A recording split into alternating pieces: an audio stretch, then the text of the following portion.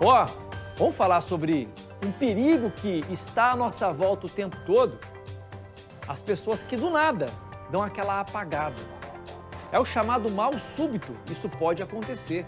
Nós mostramos essa semana acidentes de trânsito que foram provocados por mal súbitos. A pessoa estava dirigindo, deu aquela apagada, acordou, está no poste. A outra estava dirigindo, acordou, puf, o carro tinha capotado. O que provoca isso? Nós fomos conversar com um especialista, dando dicas de a gente prevenir esse tipo de situação, para que você também não se envolva no acidente e possa provocar um mal maior. Vamos ver? Uma mulher de 49 anos, uma jovem de 23 e um homem de 61 anos. O que eles têm em comum? Os três relataram ter sofrido mal súbito em acidentes de trânsito registrados em menos de 24 horas na região de Londrina. A mulher de 49 anos dirigia pela PR-445 entre Cambé e Londrina quando perdeu o controle do veículo, bateu numa mureta e capotou. Ela teve ferimentos leves. Foi necessário fazer a imobilização da mesma aí para poder resguardar ela de alguma outra lesão que pudesse acontecer. Mediante isso aí, feito o encaminhamento ali para melhores avaliações intra-hospitalar. A motorista de 23 anos estava a caminho do trabalho na zona sul de Londrina quando sofreu um mal súbito e bateu em um poste que ficou pendurado apenas pelos fios. Numa linha reta, desmaiou. Deve ter atingido velocidade quando estava desmaiada e bateu no poste. O caminhoneiro de 61 anos perdeu o controle da direção e só parou depois de atingir um barranco na lateral da rodovia e tombar o veículo no contorno norte de Biporã. Ele também relatou aos socorristas ter sofrido um mal súbito. Infarto, derrame, uso de medicamentos, queda de pressão, estresse do dia a dia. Muitas podem ser as causas para o apagão ou o mal súbito e elas variam de acordo com a idade de cada pessoa. É preciso estar atento aos sinais que o corpo dá. A pessoa começa a ter a sensação que vai perder a consciência, calafrio e o coração acelera.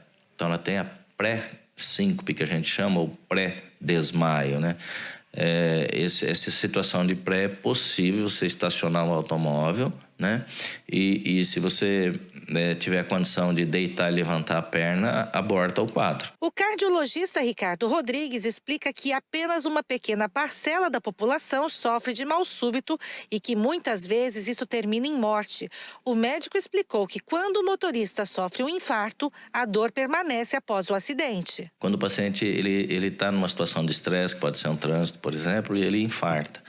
Só que ele infarta, ele perde a consciência, eventualmente causa um acidente e o infarto continua. A hora que ele acorda, se isso não resultar em morte súbita, lógico, ele vai acordar com dor no peito, suando frio, aqueles sinais característicos. De acordo com o médico, as causas mais comuns são o uso de medicamentos e a queda da pressão arterial. A posição de dirigir, fica muito sangue nas pernas, o sangue não retorna, o coração bate um pouco vazio e a pressão arterial cai e em seguida ela sobe. Só que quando a pressão arterial cai, a pessoa tem aquela sensação daquela desligada e depois ela acorda.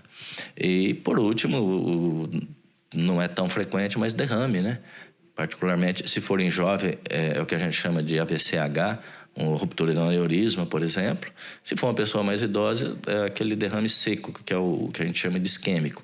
Também são situações que podem ocorrer numa situação de estresse, no trânsito, etc. O médico também alerta que o uso de certos medicamentos requer mais atenção dos motoristas. Particularmente no idoso, onde há uma série de medicamentos, elas podem ter interação um medicamento com o outro, cair pressão arterial, causar déficit de atenção, déficit de memória curta e a pessoa se perder no trânsito, eventualmente causar um acidente por uma desatenção ou mesmo uma perda de reflexo, né? Bom, isso que o doutor falou sobre você deixar o sangue muito acumulado ali nas pernas e faltar para a circulação, eu fico pensando nos motoristas de aplicativo. Os caras estão rodando 10, 12 horas por dia. Acho que a grande dica é procure o médico de forma regular. Vá lá no cardiologista para que você possa fazer aquele exame da esteira, que você faça lá os batimentos cardíacos. Eu fiz no ano passado e protelei, demorei 38 anos para fazer. Foi uma cobrança do meu irmão mais novo, o Bruno. Valeu, Brunão, te amo, viu? Ele falou, vamos fazer esse ano? Eu falei, vamos. A gente foi lá e fez o exame, tudo certo. Fui no endócrino também, recolhi lá 6 ou 8 ampolas de sangue, tá tudo certo, graças a Deus. Mas você tem que fazer isso de forma regular. Eu demorei para fazer, aprendi. Todo ano agora tem que fazer esse check-up anual nos médicos. A nossa saúde é nossa responsabilidade. Não terceiriza isso não. Não espera acontecer alguma coisa para que você depois procure um médico arrependido. Então faça de forma preventiva, mesmo que você tenha, como eu também considerava que tinha, uma saúde de ferro. Eu pratico exercício, eu como certinho, estou no peso ideal, mas temos que procurar um médico. Muitas vezes, uma doença é silenciosa e quando a gente vai dar uma apagada, como o doutor falou, pode ser tarde demais. 1h21 vem para